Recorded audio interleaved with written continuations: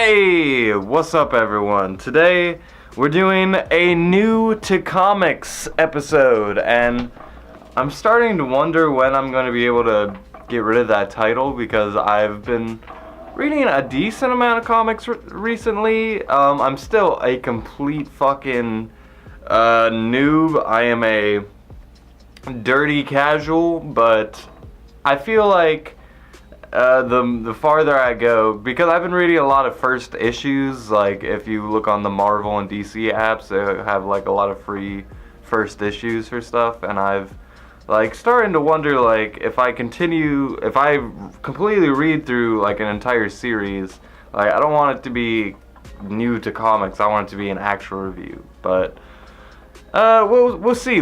For now, I'm still really fucking new, so let's keep the title. It has nothing to do with what we're talking about today, though. Today, we're talking about Mass Effect Redemption. Oh my god.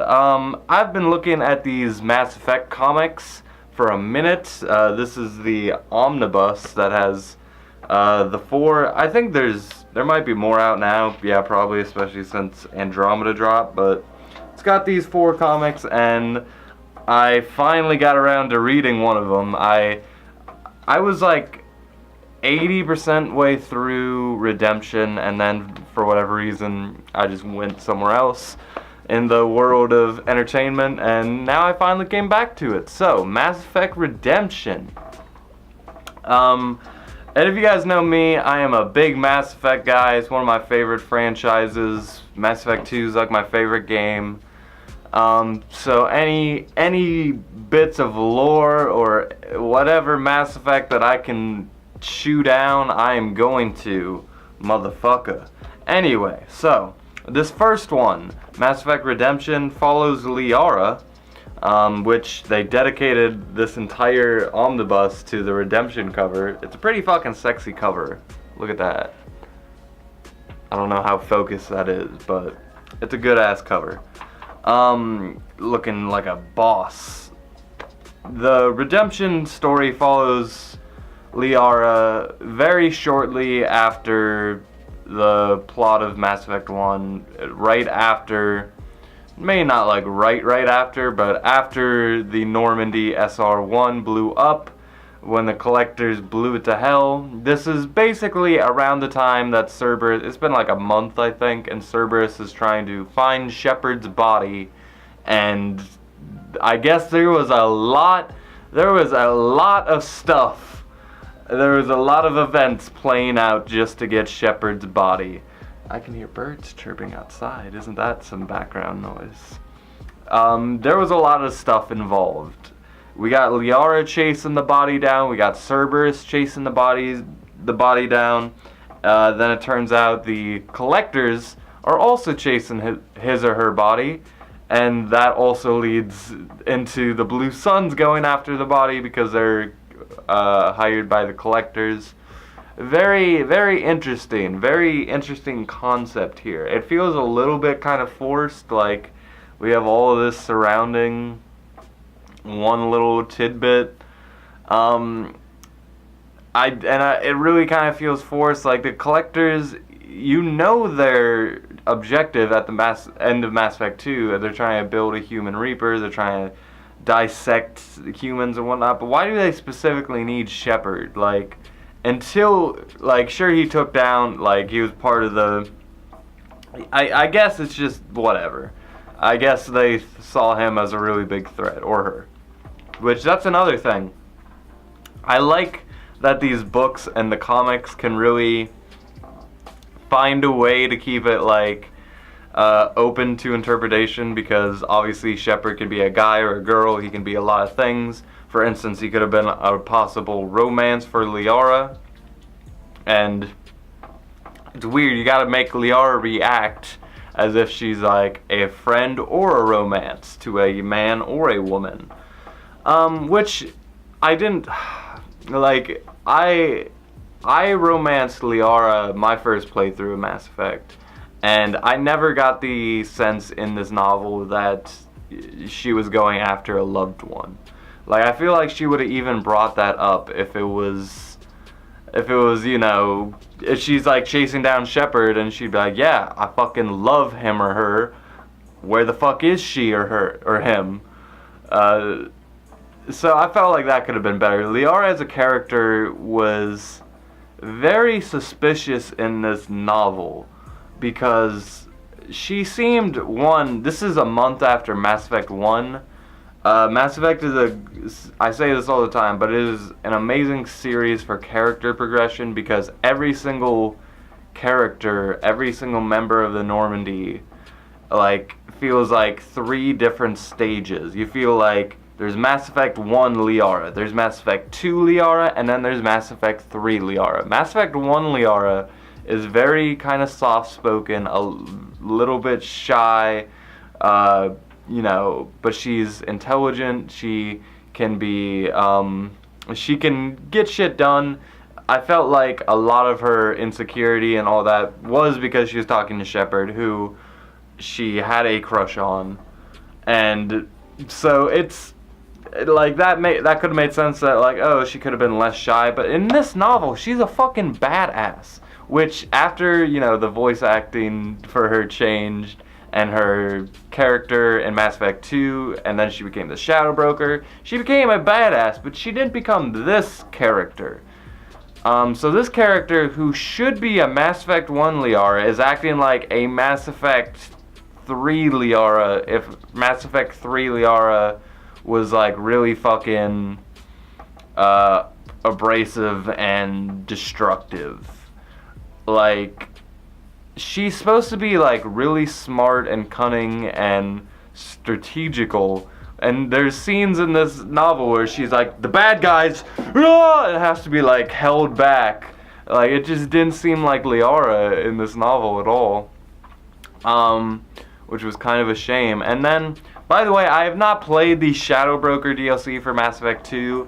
I've played Mass Effect 2, like almost 10 times, and yet I've never played the DLCs other than the Kasumi one. So that's something I really need to get around to because I really fucking love the franchise, and you know, I just I had no options for DLC back then, despite my enormous desire for it. But yeah, so I know that there's a lot of callbacks, if that makes sense. There's a lot of story plot threads that are in the Shadow Broker DLC that are in here, and we don't get to see that, or I don't get to know, like, the context of that because I haven't played the Shadow Broker DLC, which I really fucking want to. But I was really impressed with how they made me care about this one character. I'm forgetting his name. He is the Drell guy. I just need them to say his name again. It was really a short and simple, sweet name. Well, basically, he's like he's a very shadowy character who you really don't understand the motives for, and he is constantly, like, in the darkness about stuff. He doesn't seem like he's on your side, and then you find some stuff out about him, and at the end of the day, you know, you think he's really cool. I do like the art style here. Like, one way better thing about comics over manga is the fucking color, the detail.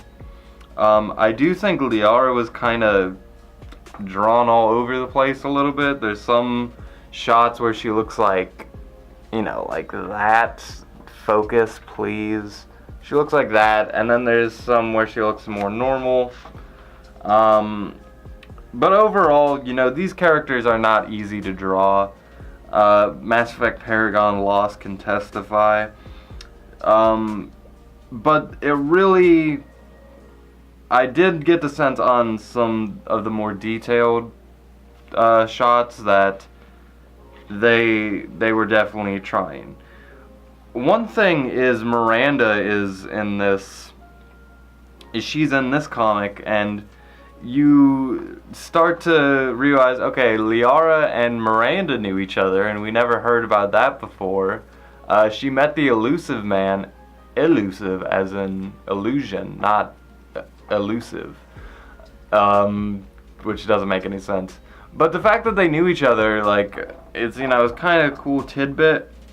I felt like they put way too much emphasis on getting this body back. Shepard's body, which is made to be this, like, godlike, holy grail thing that they have to get. But, and you know that Cerberus is going to end up with the body. That was another thing. It doesn't really make sense for Liara to really trust or work with Cerberus.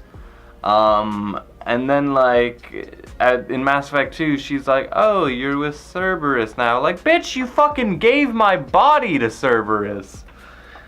So yeah, that's a little bit weird. And it kind of feels like, why is Liara, like, not even a little bit in contact with the rest of the crew? Like, she should have been like, hey, fucking Rex, Garrus, somebody, Tally. Shepard's body is in need of help. Help! Like, don't you guys care? Why didn't any of them go after the body? Liara's just on this pathway, I guess. Trying to find Shepard's body, and then she also has a conversation with Arya. I mean, it's cool just to see Omega and, like, get more details there. Anytime we go to Omega, I'm all for it. It's like it was like a cult favorite kind of planet, but it became like almost like one of the main places to go in Mass Effect. Like, we have DLCs for it. We went there in Mass Effect 2. It's in comics. I remember reading a Mass Effect novel that they went to Omega on. It's a really, what's his name? Taz? No, Taz is the bad guy. What is the name of this character? Farron. That's his name. Going places. Anyway, in total, I thought this comic was pretty good. I liked the way that the collectors were portrayed, the art, you know, anything Mass Effect, I will eat up. I just felt like I could have got more from it. I felt like the ending was kind of just meh. And overall, Liara was weird. Sure, character arc was all over the place. But not a bad comic. Not a bad comic at all. It definitely was worth reading. Anyway, that's my thoughts on Mass Effect Redemption. I'm going to learn about the Tally and the Elusive Man and their comics, and then James Vega, he's got one. And hopefully there's more. I just fucking love Mass Effect. So, I will see you guys in those reviews, and until then, with that, I leave you.